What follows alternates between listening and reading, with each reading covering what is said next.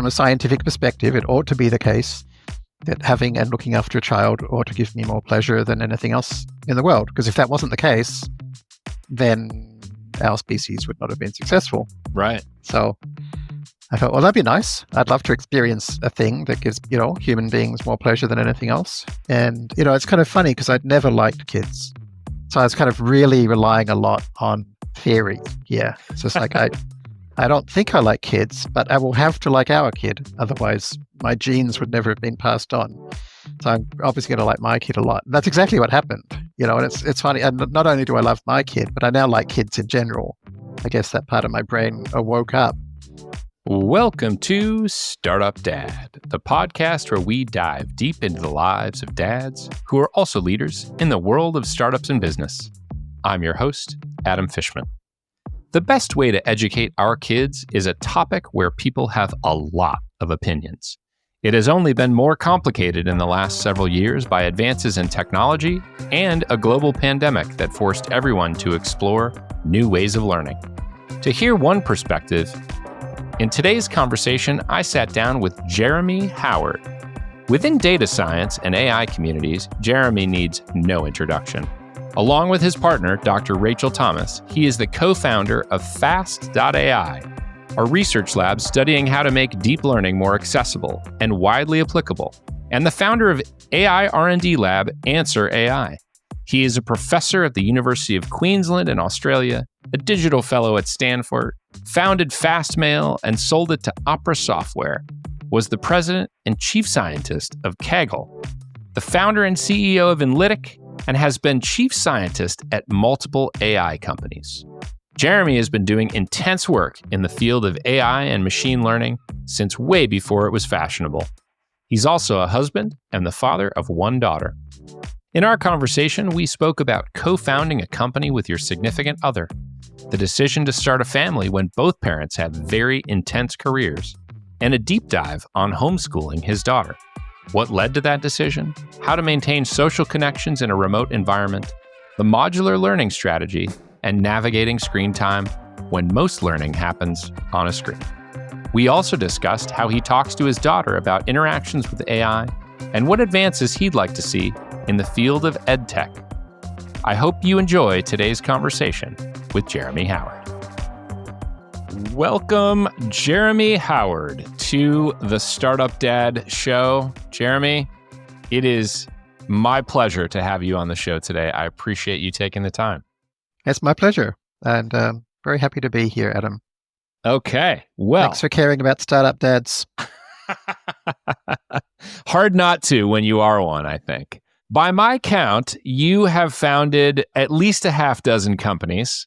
You've been the president and chief scientist of Kaggle, taught thousands of people as an educator, and really what I thought was also really impressive was pushed our thinking on how to navigate COVID successfully. You have also been operating in the world of AI since before it was fashionable. I started when it used to be fashionable and kept going when it was unfashionable and was still there when it became fashionable again. Well, we're back. These things have a cyclical nature to them, I suppose. Yeah. So first is, did I leave anything out in that very brief attempt to collate your background? I'm sure it's fine. And then second, how would you describe what it is that you do today? Because you have a lot of different irons in the fire as far as I can tell. When somebody asks you what you do today or what your day-to-day looks like, how do you describe that to people? I'm the CEO of Answer.ai, which is an R&D lab. We're trying to make AI actually useful for normal people in their day-to-day life. Has your experience been that it's not particularly useful for sort of the average person today or like a normal person? It's a bit useful for some things. For example, I imagine lots of startup dads are coders. So code is the most common thing that AI is used for. Yeah. A great many people get very excited about it and then discover it's actually turned them into a much worse coder. And then they find it hard to get back to where they were. So things like answering the question of like, how do we use AI to be better coders is a surprisingly complicated question with very interesting answers.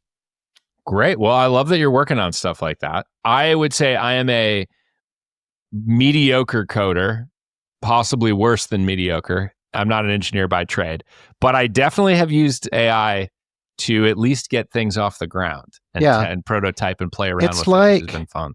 the classic argument between folks creating like Excel spreadsheets or Access databases or little Perl scripts or whatever, who are just like, hey, I just learned enough to get this done. It's in a single file. It gets the job done. And then the folks in IT will be like, no, that's not a proper piece of software. You can't maintain or deploy that. It's not secure. And both sides, as always, have a point. And now with AI, the script hackers can go a lot further, but you end up at the same place. Just like, okay, is that secure? Does it scale? Can we incorporate it with all the other things we're doing? Will we be able to maintain it? Do you understand what all the code does? And it's like, no, and no, but it's still useful. So, yeah. So we're looking to kind of navigate that. I love that. Contention. I'm glad that this exists in the world and you are willing it into existence. So thank you. Now, I want to get in the time machine and go back in time. I would like to ask you where you grew up and what life was like growing up and what kind of a kid you were. I grew up in Melbourne, Australia. Melbourne at that time was like, I don't know, decades in the past. It's such a remote part of the world and still had its British colonial influence. But I didn't know any of that. Like when you're there, it's the center of your life. So for me, my dad died when I was 7. So I grew up without a father or a father figure. And that was just extremely shit, basically. And it impacted every part of my life. And my mum had to work her ass off just to get by.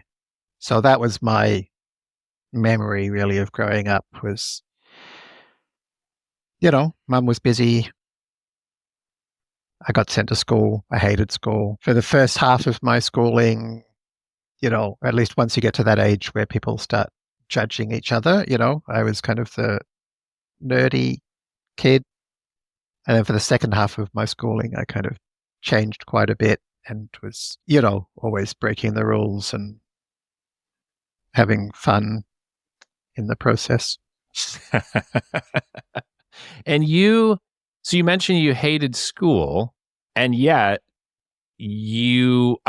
from the outside, I would say you're an incredibly academic person now. You have huge knowledge. You're working on cutting edge technology and software.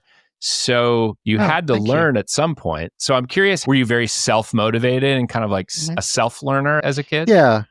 Yeah. So I was in this unusual situation where in year kind of 10, year 11, I discovered spreadsheets, which at the time, Excel was a pretty new thing. Lotus 1-2-3 had been around for a while. Mm-hmm.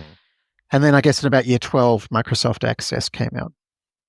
And I was just obsessed with those things and fascinated with them. And I had a bit of a side hustle on the holidays through most of secondary school where I'd go and do various stuff, generally involving these kind of early days of PCs and PC software, but this kind of like WordPerfect and Lotus and stuff. Mm-hmm.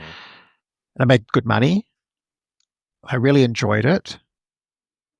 But it seemed like a dead end because there's no university course I could go to learn how to do this stuff better. And the stuff I was doing, it didn't have a name. I was like, what is it? Like, so I thought like, oh, it's just a stupid hobby that unfortunately I got interested in, no one cares about, and it's not going to go anywhere. So I ended up doing philosophy at university after trying and failing at a couple of other things.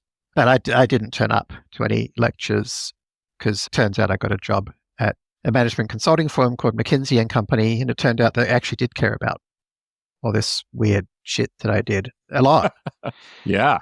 So I actually helped them hugely. At the time, I thought I was the only analytical specialist at McKinsey in the world. It turned out there were 2 others, one in Europe and one in Singapore.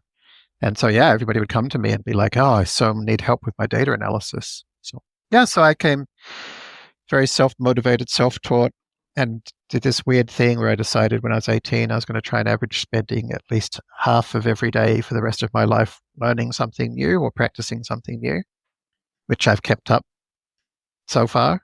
And so it turns out you learn a lot more doing that than you do in 3 years of university.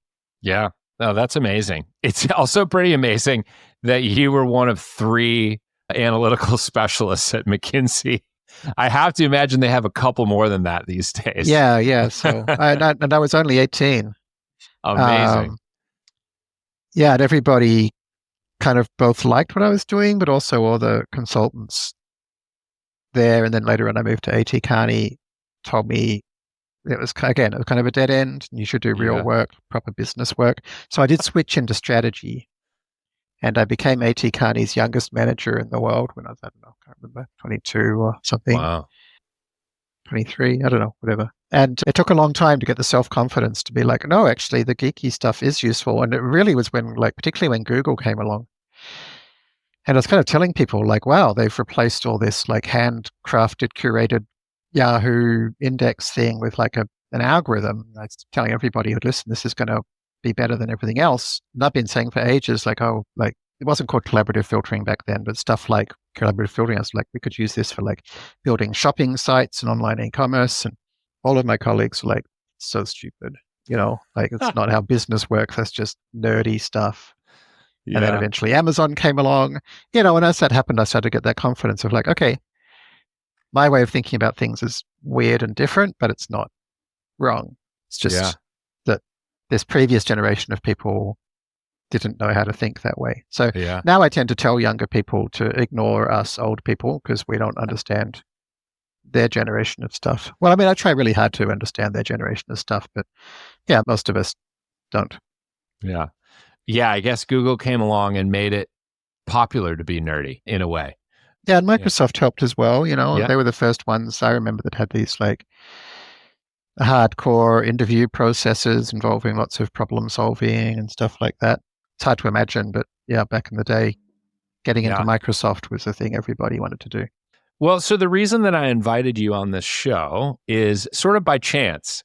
I was trolling X or Twitter, or whatever it's called these days, as one does. And there was a thread where somebody said, hey, I'm looking to identify a bunch of great entrepreneurs who are also dads and talk about being a parent and not necessarily just talk about entrepreneurship. And somebody tagged you in that thread. And so that happens to be the intersection of people that I like to invite on this show. So that's why you're here. You're here to talk with me about fatherhood. And I wanted to ask you first is to just tell me a little bit about your family now. I think you have a partner and a daughter. Is that right? That's right. So my wife, Rachel, is my co-founder of Fast.ai. She's got a PhD in math. She was an early engineer and data scientist at Uber, and she founded the Center for Applied Data Ethics. Yeah, she's a really inspiring person. She's actually gone back to school. She's doing a PhD, a second PhD in immunology, microbiology now. Wow, because one's never enough. No, one's never enough. Bruce Banner / the Hulk has 7 PhDs, so she's still far short of that. If it works for Bruce, it can work for Rachel, right? Well, I don't know. Did it work for Bruce? He's a very angry man. That's a very good point. Yeah, maybe 2 is enough. Yeah, we have a daughter, Claire. She's 10, and we homeschool her, and we live here in southeast Queensland, where we arrived 3 or 4 years ago. So Claire thinks of herself as Australian because I guess most of her like culturally, consciously aware life now has been in Australia, but she still has pride in her American roots. And yeah, Rachel's definitely American through and through, obviously. Yeah. She never really imagined herself leaving America, but with the way things went there, we no longer felt comfortable bringing up a child in that environment. So like a lot of people did, we left. Yep. But Claire was born in the U.S. Claire's born in the U.S., yeah. Okay. And so she has spent most of her life there, strictly speaking. Yeah. Although a lot of it she wasn't doing much other than waving her hands. Right. Was it a bit of a culture shock for her at it must have been age 6 or 7 when you moved for you back to Australia? No, it was great because it was just after like year 1 of COVID in San Francisco, all the schools were closed. And we saw very early on it was going to be a pandemic. So before the lockdowns happened, we removed ourselves to a nice, quiet beachside location to avoid all the crap. But in the end, she missed a year of school. She hadn't been able to see any of her friends. And then whereas Queensland, had locked down its borders, so it was basically COVID free. So arriving here, it was a culture shock, but in a great way. It's like we could go out to restaurants and we could, life was just normal. Schools were as normal. And of course, it's beautiful weather all the time and we're by the beach. And so best kind of culture shock, yes. Well, we are going to talk about some of that homeschooling adventure in a minute. But the first thing that I wanted to ask you about is, so obviously you mentioned your wife, Rachel, is the co-founder of Fast.ai with you amongst a huge list of accomplishments. She keeps busy, yeah. That rival yours. I will not list them all off because the podcast is only so long. She seems like a very impressive person. I've had a few people on the show who have founded companies with their significant other. And I'm curious what that experience has been like. Yeah, it was great. But I kind of get the impression we're a bit unlike a lot of couples. A lot of couples only seem to like spending so much time together. But actually, Rachel and I enjoy spending as much time as possible together. So when we were all, by the beach in Texas during COVID with nobody else to see, we were like, this is pretty nice. Get to spend time with my favorite person and our daughter. So yeah, working together was great, actually. And we kept things naturally were fairly separated, So particularly as she got more interested in the ethics side, so she built up her academic center at University of San Francisco. But even before that, we were doing a lot of teaching, and we, it's like these are the courses I was mainly teaching, these are the courses she was mainly teaching, and in each case, we knew who the boss of that was. So if Rachel said, Jeremy, I need you to, flesh out this explanation of eigenvalues or, explain how this is related to compressed sensing or whatever. It's like, okay, I'll go and do that. And then I'll present it to her and be like, how's this? So yeah, it worked really well. Oh, that's great. And I'm also curious because the two of you have, as you mentioned, you said she keeps herself pretty busy. And the list of things that I rattle off for you is also probably consumes a lot of your time. So the two of you have pretty intense careers and fingers in a lot of different pies.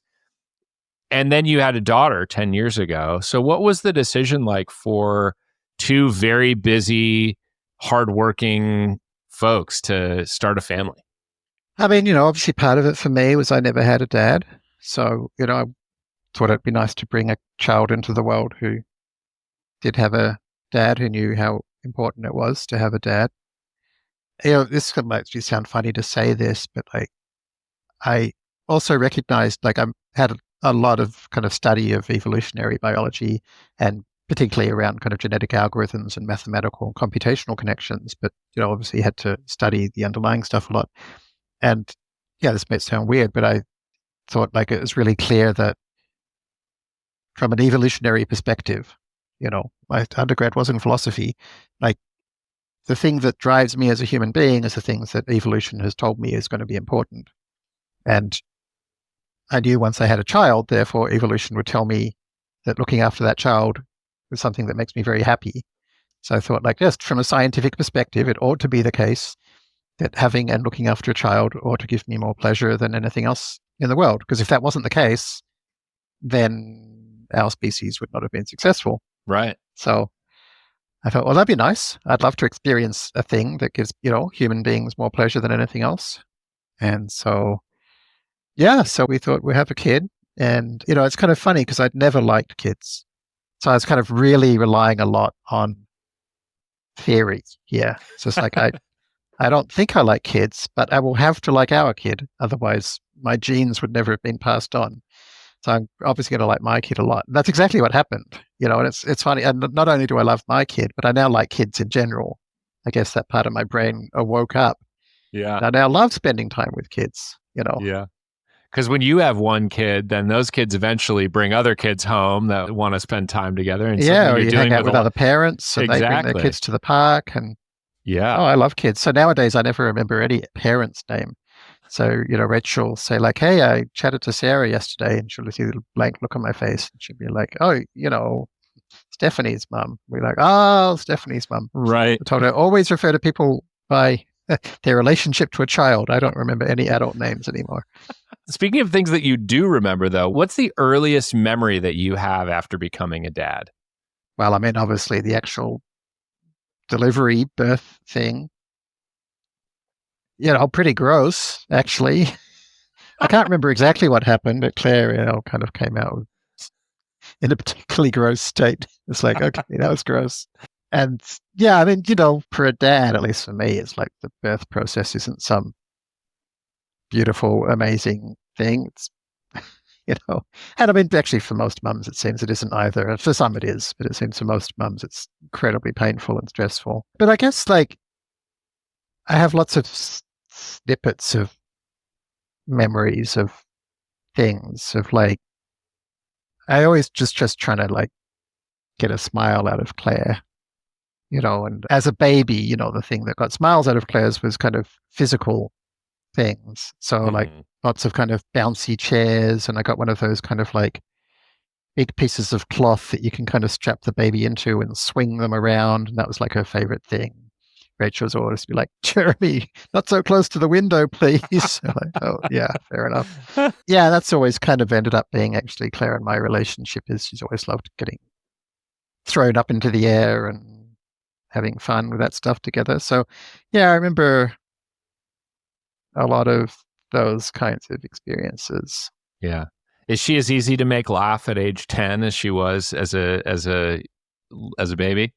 Oh, she thinks I'm hilarious. It's great. Oh, that's great. That's great. I hope that lasts. For now, at least. Yeah.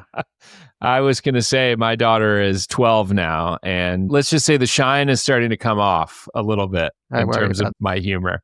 But that's okay. There's probably a moment where it comes back. So I hope so. So I wanted to talk to you a bit about homeschooling, which is a thing you mentioned earlier. And you started doing that with Claire several years ago. I'm fascinated by this because this is not anything that I have lived experience with, but I know it's becoming a lot more popular and a lot more people are pursuing this. And so I'm curious what led to that decision to start down that path. So let's see what happened. So Claire went to a Montessori preschool in San Francisco, which was an extremely positive experience. It's a very chill environment. The kids just doing things with their hands, and it's it was great. It's very kid directed, right? In Montessori. Yeah, my kids did a Montessori preschool too. Yeah. Then COVID came during what should have been her transitional kindergarten year. TK seems to be a strangely Californian thing. So then we came to Australia, and I guess I should start with what then happened during that year. So during that year, we were like, okay, well, Claire's as they're all kids that age, what has she been? I don't know, 5 or 4 or 5 or something. 5, 6. Very curious kid. And she just wanted to learn new things and do things. And I was pretty busy because I was, running Masks for All. So that was more than full time. And Rachel had her job. So apart from anything else, we kind of needed childcare as well.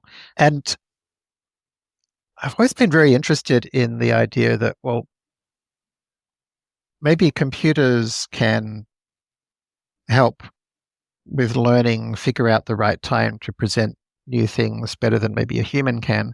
Something that I already knew I was struggling with as a parent trying to teach her stuff is that she kept being more capable than I expected. Like I was unintentionally holding her back because I thought, wow, this is a complex new thing. But unbeknownst to me, she already got it because kids at that age learn so quickly. So it's really hard for me to adjust to the right pace. So I thought I wonder if that, more computer-based approaches could be actually more engaging, could go at the right speed for her and stuff like that. And so we had explored that quite a bit even before COVID, using kind of iPad apps and things like that for reading and for math. And Claire always really enjoyed them, and she loves sitting with me. She has never liked doing things on her own. So it's always sitting with me or Rachel with the iPad teach your monster how to read, or Homer, or Khan Academy, or Math Tango, or whatever. She just loved it. We're like, well, we can't sit with her and do these things now because we've got lives to lead too. And so we kind of thought, I wonder if there's a way to have somebody else supervise remotely And so we've been in touch with somebody named Manisha Snoyer, who runs a thing called Modulo nowadays, which at that stage she was just starting to think about. And it was all very focused on in-person stuff. And I told Manisha about this idea. And she was really open to it. And she put together a group of like 5 kids and an adult who was an expert in early childhood education. And the kids, spent time, there's been like an hour doing prodigy math, and then it's been half an hour watching an art video together, and then it's been half an hour doing a yoga video together, and then there's been an hour doing a reading app. But most of those things were fully independent of their own thing. Mm-hmm. But if they get stuck, they'd say, like, can you help me with this? That's just done over Zoom. That works great. Claire really enjoyed it. She'd never had enough, like hours every day. She's just like learning, interacting with other kids, interacting with the adult. So anyway, that all finished when we came back to Australia, and COVID kind of wasn't really a thing here anyway. But the weird thing was, just before we left, Manisha contacted me and said, like, hey, Jeremy, did you know there's like a parent view in Prodigy? There's this math app. I was like, no. Like, okay, well, you could look at it. And I just looked at Claire's, who's at this point was meant to be in transitional kindergarten. She said she's currently doing, did you know she's currently doing the Common Core Grade 5 curriculum? Wow. I'm like, no, how's that possible? Because like 6 months ago, she was basically pre-numerate. Right. Right. She's like, well, actually, most of the kids are now about this level in this group. It turns out that just doing it in this more self-directed dynamic way is just many multiples better than schools, Wow. And so then we set this problem. So when we came to Australia, we got a really great local primary school, and we told their head of curriculum, like, oh, we think that Claire might be quite a long way ahead, at least in math. We don't really know. So she did a assessment. She was like, oh yeah, she's at least grade 5 in reading and in math. Wow. So anyway, she went to school there for a year, and they did a lot to try to help her. So it's really cute, So they accelerated her by a year. So instead of going to prep, she went into grade 1. You don't call it prep in America. I guess you call it, well, whatever the thing kindergarten before. Or something. Kindergarten, maybe, yeah. So anyway, she went to year 1. And then for maths, because they did vertical timetabling, so everybody in the school was doing math at the same time. So for math, they would send her over to the grade 5 classroom. Wow. And the kids, they were really sweet. They were like, there was this little girl there, and they all looked after her. But apparently she still answered all the questions they couldn't. And a similar thing for English. But it didn't really work out, After a couple of months of trying the grade 5 thing, she's like, Dad, I'm bored, of math. And so we kind of like organized to let her do the grade 6 curriculum on her own a little bit in the grade 5 classroom, and similar things happened with English. And everybody was trying super hard to look after her. And she's very happy. She's super sociable. She had lots of friends. But school is mainly about sitting most of the time. You're sitting in a classroom learning things. And when you already know all those things, well, A, it's boring. Then B, she became this real perfectionist. She got so used to being told, good girl, Claire, every time she got a question right. The things she used to do to challenge herself at home, she stopped doing. She got scared of, because she made mistakes. She got things wrong. Like, she was quite enjoying chess, for example, before that. She stopped playing chess. And if she did play chess, she would cry because she would lose. So she wasn't getting that consistent positive feedback. Yeah, good girl. Always like, Claire, it's great to lose. That's how you learn things. She'd be like, I know, but I don't want to play chess anymore. Or like practicing piano, like literally only do pieces she already knew. We thought, oh, this is not good. And then we opened the borders in Queensland, and so then COVID came in, and then because COVID came in, the schools closed.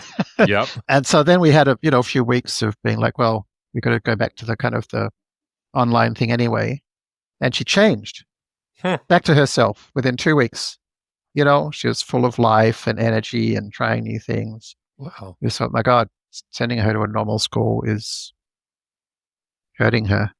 So we thought, well, God, homeschooling sounds incredibly difficult and complicated. We have no idea how to do that. But we spoke to lots of experts in the field. And they all said, look, hear of various Facebook groups with other parents in similar situations, and we talk to all of them, and they're all like, look, in the end, everybody discovers the only way to solve this is homeschooling. So I thought, okay, so we kind of lent into it and tried to give the best homeschooling thing we could. Yeah. Wow. You had worked with Modulo when she was in the States, and then when you went back to Australia. And did she go back to doing something like that, or did you structure it differently this next time around? Pretty similar, actually. Yeah. So Manisha helped us. Mm-hmm. She's basically, homeschooling gives the wrong impression. It's still basically Zoom schooling.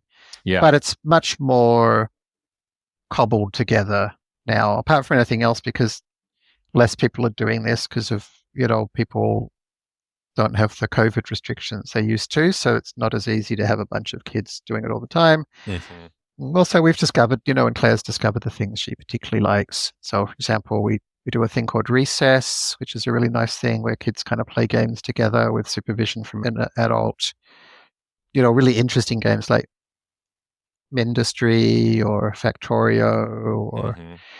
Polybridge, or, really exercise the brain, exercise kind of team coordination. A similar thing, she does some stuff with synthesis, which came out of Ad Astra.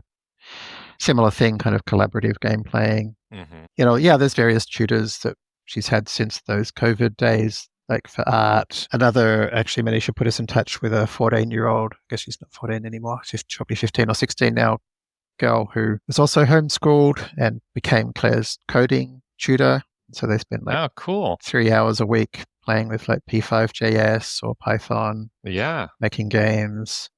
So, and there's a couple of things on Outschool. There's a cool homeschooling mom in New Zealand who kind of teaches some really nice, it's just random stuff each semester. They've done like Greek mythology, they've done Shakespeare, they've done the Cold War. And wow. Claire loves everything, Yeah. So the other day we were looking through Netflix to watch. She sees this thing about Netflix series on the Cold War. She's just like, let's watch that. And she's just glued to the screen. She was fascinated. And she was able to tell me about who all these different players were and what their relationship to each other is. She's got another class on like Japanese culture. Yeah, it's all pretty random. And she's just loves all of it, And so if we're like, hey, Claire, do you want to do this other class on this thing? She'll be like, yes. I'm like, okay, well, there's no room. So what class would you like to stop doing? She's like, I can't stop doing any of my classes. And also she meets all these friends there, and then she, when she's got a spare moment, they'll like play Minecraft together or whatever. So it's a strange kind of very online existence, but it kind of needs to be, because Claire gets along best with people who are her age, but are also at her level and have her interests. So there aren't any in Queensland, right? Like, certainly not in the neighborhood. No, not in the neighborhood. And it's like, and I've always been like this. Like, nobody's ever been interested in the things I'm in my neighborhood in Melbourne, for God's sake. So all of my best relationships in my life have been built virtually. Yeah. Answer.ai is entirely virtual. We've got the best people in the world. One's in Turkey and one's in Japan and one's in Ireland. And it's like, yeah, why restrict yourself to people who are geographically nearby? We have friends in the community as well, of course. And go to the playground and stuff like that. Claire's always like, Dad, I like those things, but I like it best when I'm with my, online friends, the ones who she can really relate to. Yeah. So I have a follow-up question about that, which is, I think one of the probably unfounded concerns that parents will have about homeschooling, and this is probably people who've never done it, is worry about their kids' social emotional development or maintaining social connections with kids, especially in a virtual environment.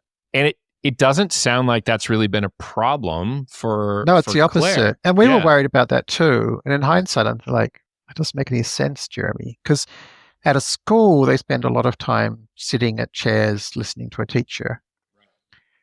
You spend way less time doing that in homeschooling. So apart from anything else, kids can get through the curriculum in like 1 to 2 hours of work a day. Like, it's just so much more efficient.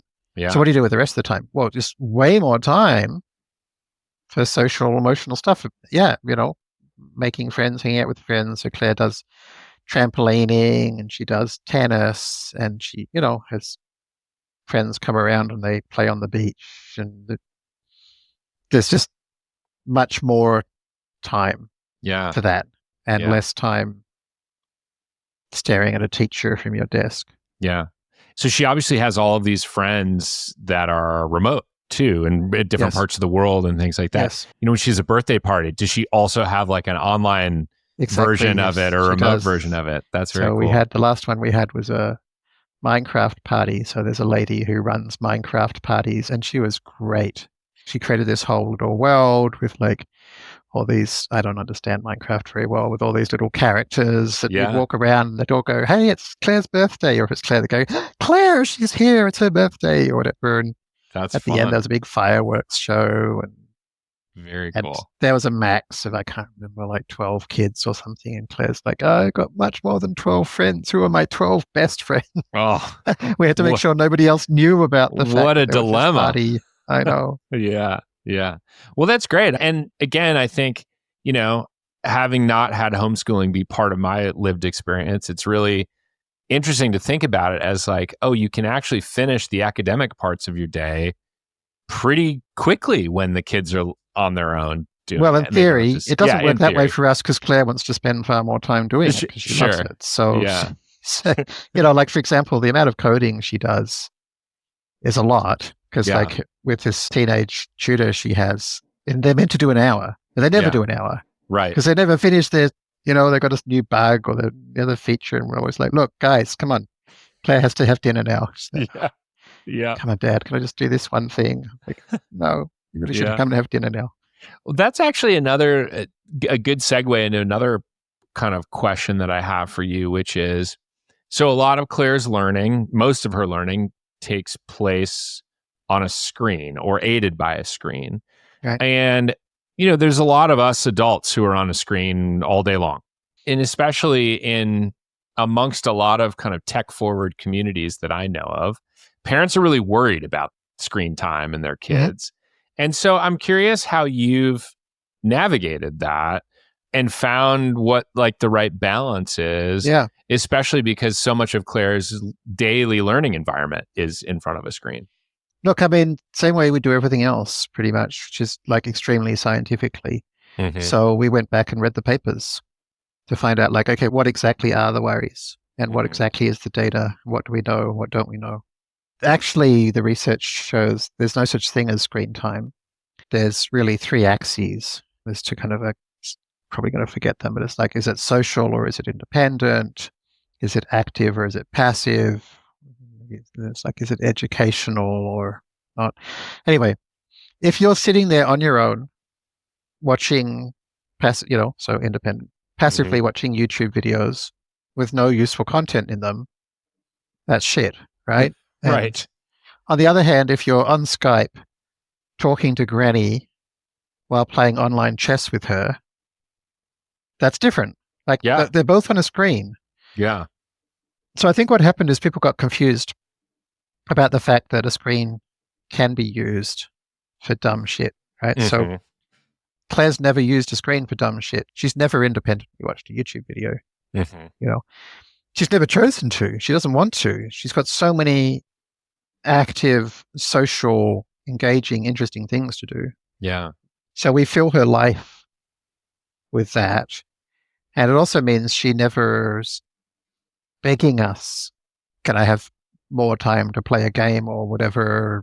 We have to kind of come up with, oh, you can only do that if you do the dishes. Like, we don't have any of that because she spends lots of time playing games. Mm-hmm. Because we found the really compelling, engaging games, which she learns a lot from and she can do with them with other people and stuff like that. So I think a lot of the screen time stuff out there has also kind of got a certain amount of projection going on. I think there are a lot of parents who are just like, they've ended up doom scrolling Twitter or they've ended up addicted to recommended YouTube videos or, maybe they have a very unhealthy relationship with screens themselves. Yeah.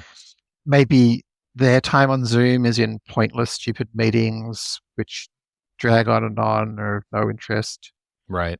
Maybe they're not spending their time on screens watching highfalutin content like Startup Dad, for example, where they could be like learning things and hearing people connect with each other and so forth. So, yeah, I really like that. It's come up in a few other conversations because I talk to a lot of people about the relationship with technology that they want their kids to have. And those three dimensions that you mentioned, a couple of them have definitely come up where people have talked about the idea of being a passive consumer versus an active participant, or what is a tool versus what is a toy, and using technology as a tool. And in this case, it sounds like Claire uses it a lot as a tool, even if it might be playing a game. It's a learning tool. Like pretty much always social. Like pretty much anytime she's on a screen, it's almost never on her own. Yeah. Maybe like half an hour a day if she's like finished up her coding class and she just wants to finish that one more feature or whatever, but it's really pretty rare. Things are more fun doing them with other people, and so give her lots of opportunities to do things with other people. Yeah. And I'm pretty happy as long as she's hanging out with other people. I think at that age, that's kind of the important thing, is to learn to manage social relationships. And, she's got quite a few extremely good friends, she's had for many years now. And she's telling me the other day, she's like saying like, Dad, my friend, I won't say the name, it's like my friend and I, we do fight sometimes. I'm like, okay, what happens? She's like, well, we always work it out. It's always fine. And it's like, Claire, do you ever tell him you're sorry? It's like, no, I don't do that.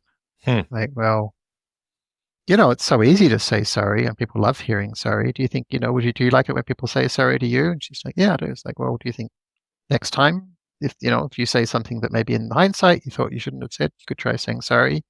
She's like, not sure I'll say it, but I'll type it into Discord. I'm like, okay, that would probably go a long way there. Yeah.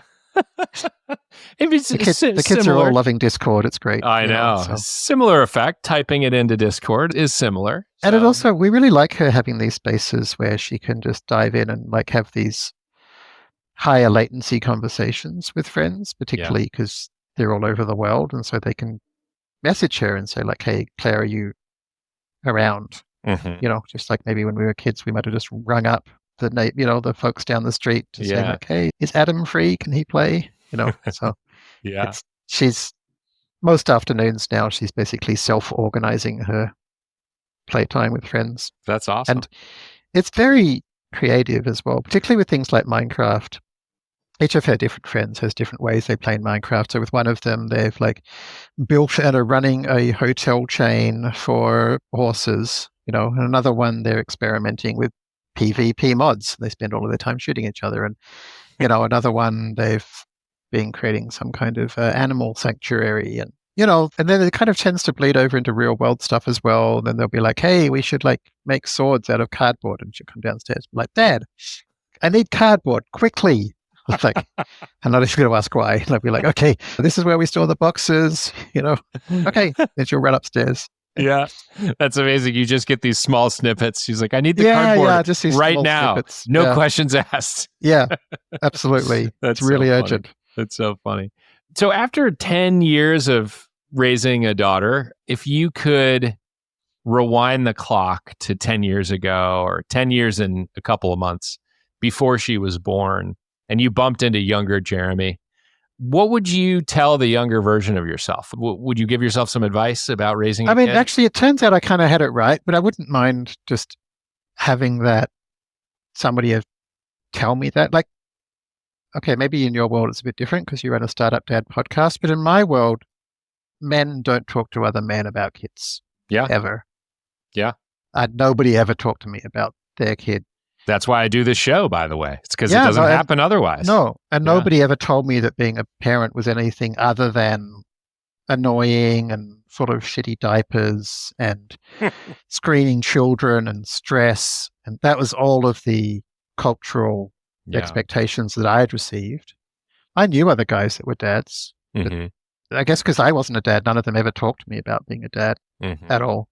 So, I kind of tell people nowadays, look, there's something really important you need to know about being a dad, which is now that I know lots of dads and dads talk to other dads about being dads, every dad I've ever personally met loves being a dad more than anything in the whole world, wants to spend all of the time they can possibly find spending time with their kid. Mm-hmm. And yeah, basically being a dad is really, really, really incredibly great. Yeah. I'm sure it's not for everybody. I'm just like, for me personally, and literally everybody I know who's been a dad. Yeah. And so, from my point of view, that's the message I kind of want to get out there. So you give younger Jeremy a bit of a pep talk. Yeah. And like I was saying earlier, like I kind of knew that in theory, that would have to be the case from an evolutionary point of view. But I think it would have been nice to hear it, to say, have somebody tell me, like, yeah, it's actually, your brain will totally convince you that your child is the most important, greatest thing in the world.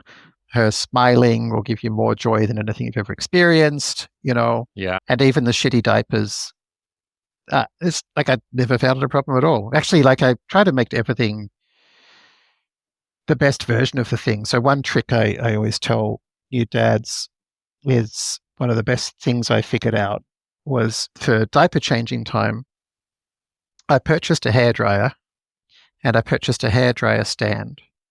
And every time we changed Claire's diaper, we would point a warm hairdryer at her diaper region. Mm-hmm. Before we did that, she hated getting a diaper changed.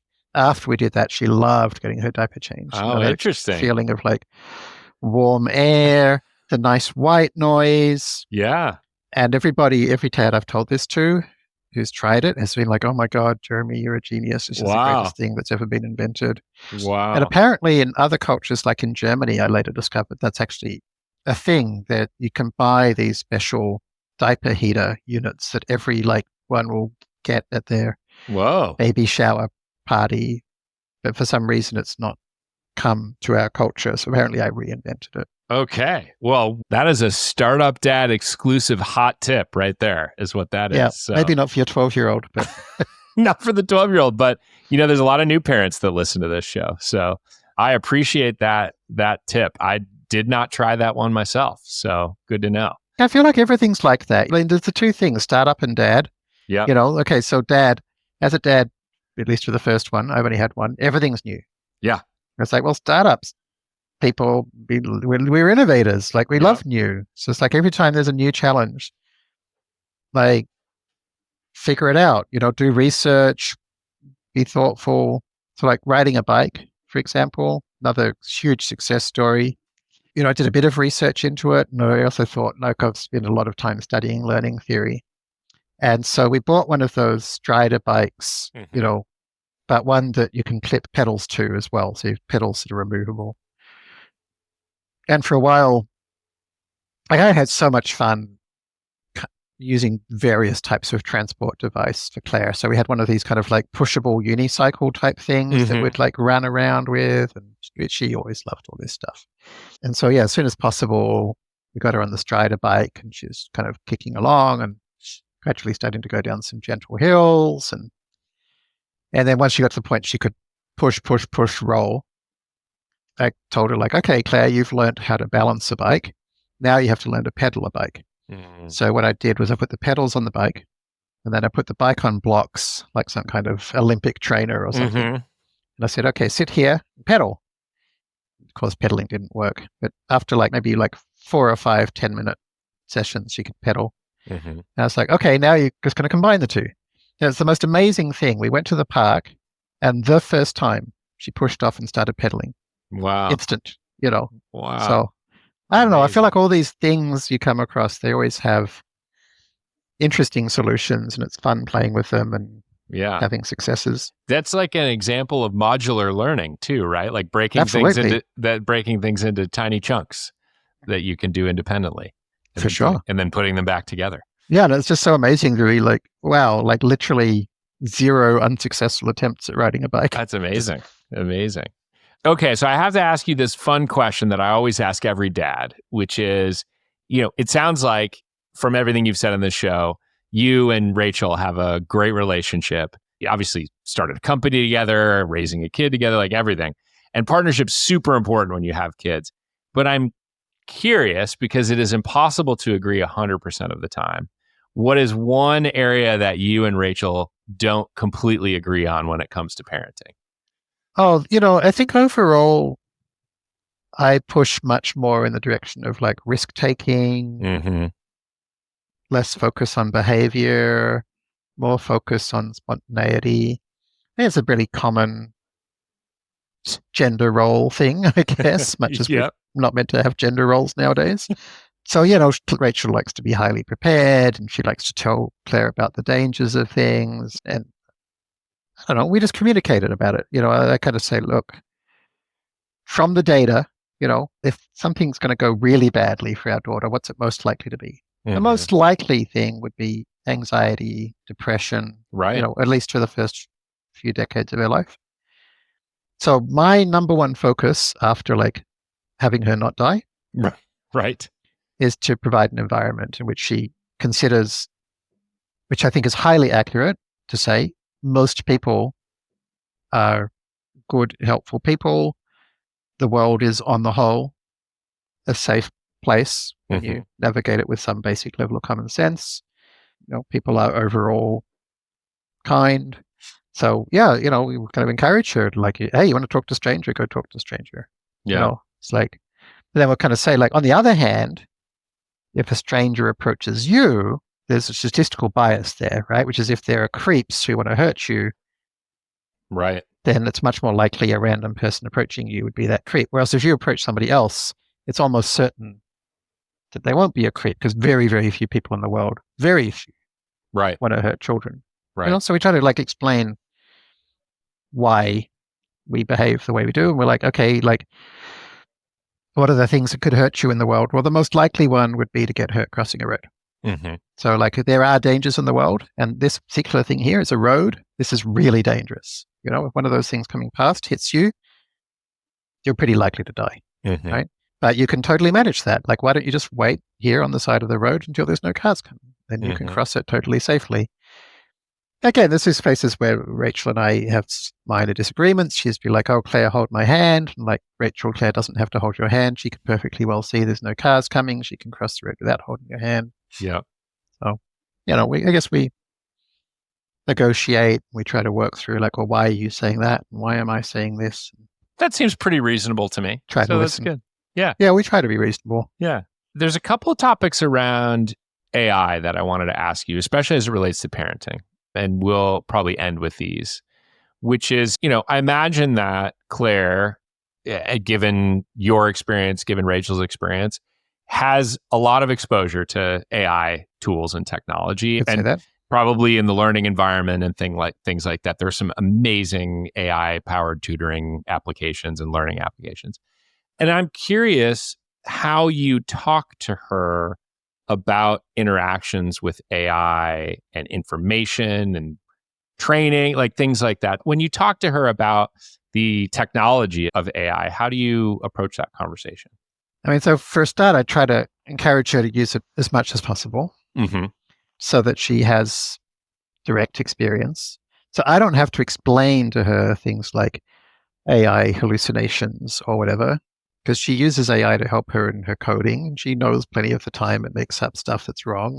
And so like I'm always about personal experience, about making mistakes, like I'd always much rather Claire make a mistake if, like if we say like, we would recommend you don't do this because this could happen. If she then does it anyway, I don't want to stop her. I want the thing to happen as long as it's not like total and permanent disability or death type thing. Right. She's like, okay, I just really hurt myself. Okay, well, it breaks my heart to see you sad and you're crying and you hurt yourself.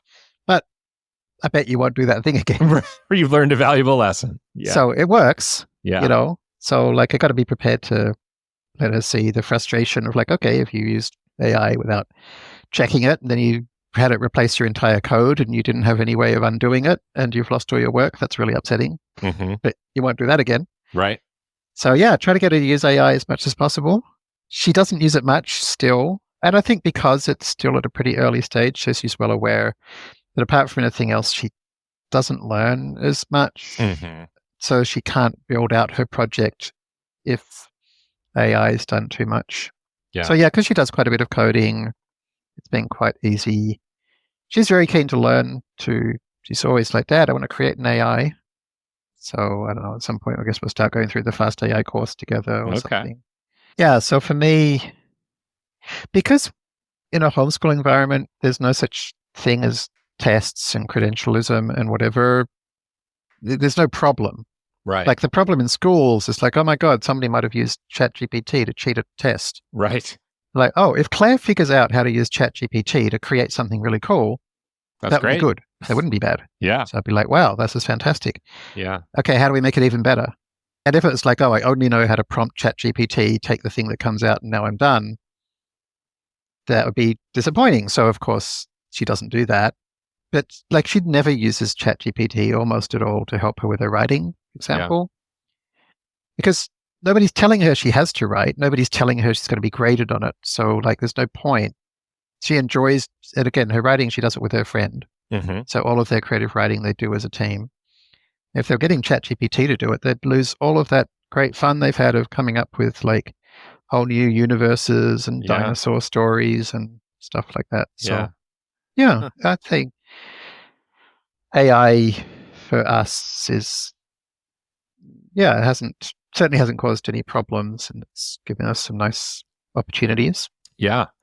If you think about, your relationship, obviously as a parent, also you and Rachel, both pretty involved in ethical AI. When you think about ed tech, educational technology today, are there any guardrails that you'd want to see around AI and educational technology? And if you were going to, talk to a room full of entrepreneurs and ask people to build things in this space, where should they focus? I mean, talking about guardrails for ed tech, it feels a bit like talking about swimming pool safety on Mars. Like at some point that can become an issue, but it's not our most immediate issue. Right. There's much bigger issues. Like, so I'm sure you know about Bloom's 2 sigma problem, which is that tutors give kids such a great education that the average tutored kid is at the top 5 percentile preschool tutored kid. AI could give every kid that experience, but it's really hard to do in a school environment. Like I spent hundreds of hours reading books about education, listening to interviews with teachers. Teachers have to spend most of their time thinking about like classroom management and stuff like that. Because of how schools are organized, we actually have to reorganize schools to take advantage of the technology we have to look maybe more like what Claire was doing when she was 6 years old, during COVID, than a modern classroom. I'd say we should focus on taking advantage of the technology and then be like, okay, once that's there, it's like, okay, well, what actual issues are we seeing? Let's deal with those issues as they come up. So, my co-founder of Answer.ai is Eric Ries, who created the lean startup idea and the idea of the MVP, minimum valuable product. And we spent, a lot of our time talking about how to create more iteration loops, only solving problems that actually occur. That's where I feel we should be in the education space. There's huge opportunities we're not taking advantage of. We should do that. And we should deal with actual problems if and when they arise. All right. Well, that is a fantastic place to end our interview on. I have one more question for you, which is, if people are listening to the show and they want to follow along and be helpful to you, what's the best way or place for them to do that? Probably the Fast.ai Discord server is a pretty good place to find me. We tend to kind of talk about things that are happening there, or if they just want to follow stuff happening at Answer.ai, then go to Answer.ai and all of our projects updates will appear there as they happen.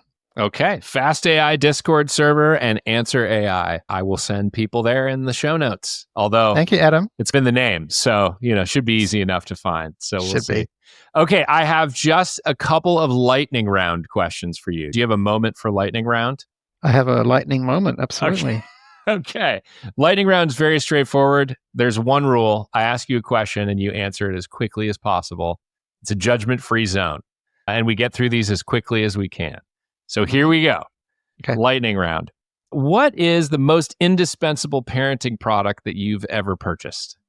The hairdryer. What is the most useless parenting product you've ever purchased? That's hard because I have to remember a useless product. I have to think. Useless parenting product. There must be some. Oh, there's a lot. Yeah. Nothing's jumping to mind. Okay, that's all right. What kind of things do people answer to that, by the way? A lot of like overpriced monitors and, just things that the baby industrial complex convinces you are important, Honestly, I have such a good relationship with the baby industrial complex. In San Francisco, I don't know if it's still there, but there's a really great in the Mission shop for parenting supplies. Okay. And they have teaching and whatever. And I bought so much stuff from it. I always found them great. So, Okay. I don't know. I'll have to look up this store because I've never heard of it. I'll tell my brother who has a young kid and lives in SF. Okay. What is the weirdest thing that you've ever found in one of Claire's pockets or in the washing machine?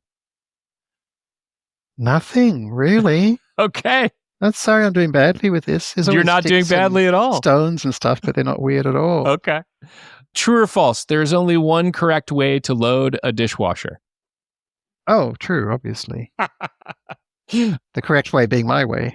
Of course. People who do it different ways are they're just strange. I mean, I have more pity for them than hatred, but there's some hatred there too. What is your signature dad superpower? Or even better, what would Claire say your signature dad superpower is? I think it's that I can always have something interesting and fun to do. Love that. Which is the crazier block of time in your house? 6 a.m. to 8 a.m. or 6 p.m. to 8 p.m.? We never have any crazy blocks of time. No, because we don't have to send kids off to school or whatever. This is true. We're very chill house all the time. Love this. This is a strong endorsement. We're also super relaxed about things. Yeah. So we live a lot more on Pacific time than Australian time because a lot of Claire's friends are in where you are. Well, not exactly where you are, but in the Bay Area in particular. So she often starts at 5 a.m. or 6 a.m. Mm-hmm.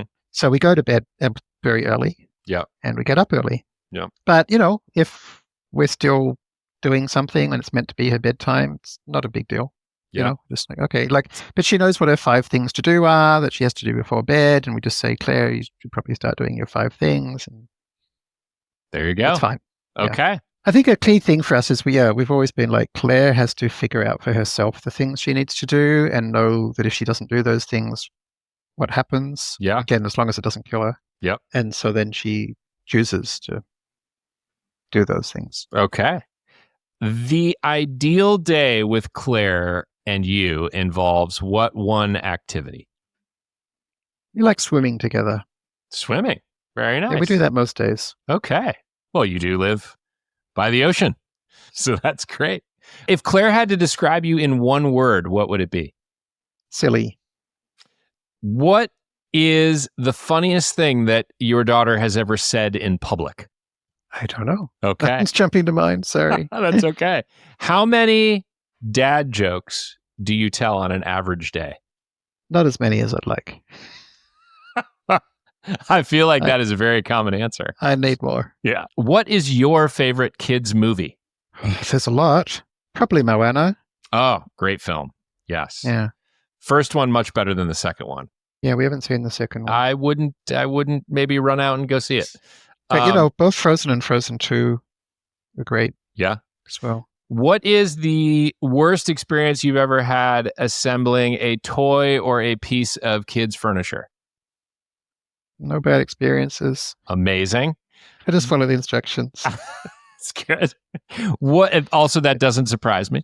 Such a non-dad thing to do, isn't it? Exactly. Instructions? I don't need instructions. I'm a dad. Right.